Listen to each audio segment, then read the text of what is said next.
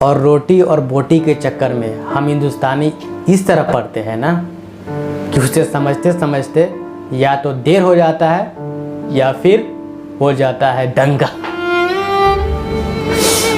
दंगा।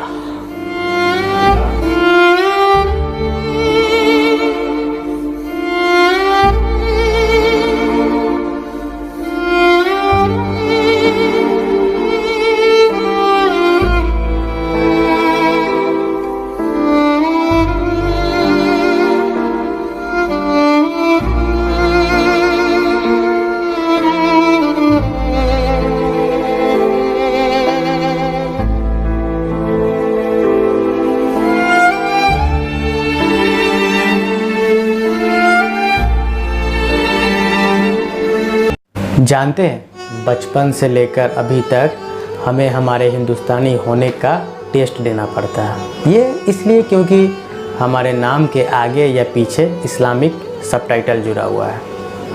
अफरीदिया जब छक्का मारता है ना, तो हमारे गली और मोहल्ले के जो काबिल लड़के जो अपनी ज़िंदगी में कुछ कर ना पाए, हमसे आके पूछा करते थे, खारे तू तो बहुत खुश होगा।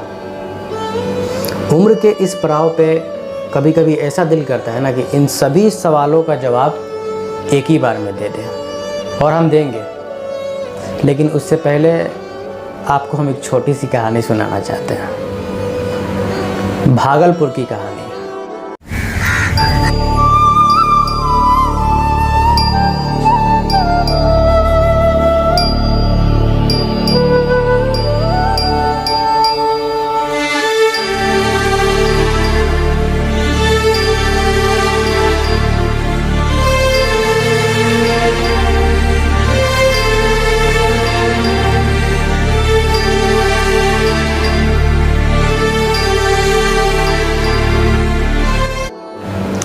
बात 1990 की है। गंगा के किनारे एक खूबसूरत शहर बसा करता था, हमारा भागलपुर। फिर चाहे हिंदू टोला में शादी हो या मुस्लिम टोला में शादी हो, कुर्ता तो हमारे अब्बू ही सीते थे।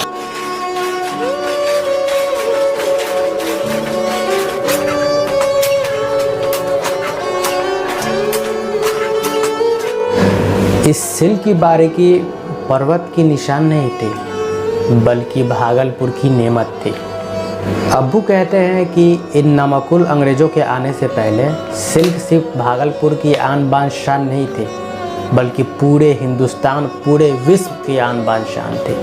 क्योंकि इसका जो मार्केटिंग था ना साहब, सिर्फ भारत में नहीं, चाइना की मार्केटों पे भी दबदबा रखता था। वैसा था हमारा भागलपुर का सिल्क।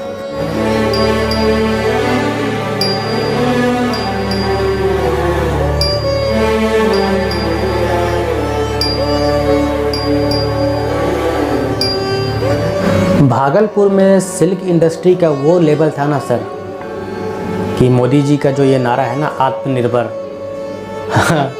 इनके नारे से पहले हम भागलपुर वाले आत्मनिर्भर बन गए थे अपने सिल्क के बलबूते, उसके दम पे, सिल्क इंडस्ट्री के दम पे। वो साला नमकुल अंग्रेज लोग ऐसा हमारे इकोनॉमी को मारा, हमारे इकोनॉमी को, हमारे बिहार की इकोनॉमी को, कि बर्बाद कर दिया, नस्तनाबूद कर दिया। बिहार की इकोनॉमी को नस्तनाबूद कर दिया, क्योंकि उनको लेबर चाहिए था, वो भी सस्ता।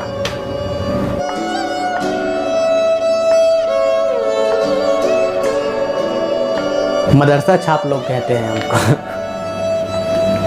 हाँ, हैं हम मदरसा छाप, लेकिन इमाम की तकरीरों के आगे एक किताब होता है जिससे दुनिया बदलता है। और रोटी और बोटी के चक्कर में हम हिंदुस्तानी इस तरह पढ़ते हैं ना कि उसे समझते समझते या तो देर हो जाता है या फिर हो जाता है दंगा। दंगा।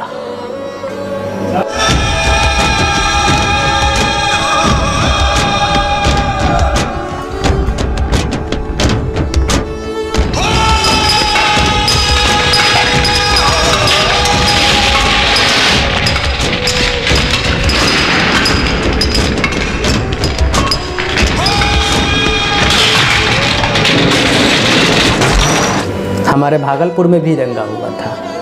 काहे कि यूनिवर्सिटी के कुछ लड़के लोग आपस में भिड़ गए थे और साला बिना व्हाट्सएप यूनिवर्सिटी का ये न जाने कैसा अफवाह फैल गया था। दुकानें जला दी गई, मकानें जला दी गई।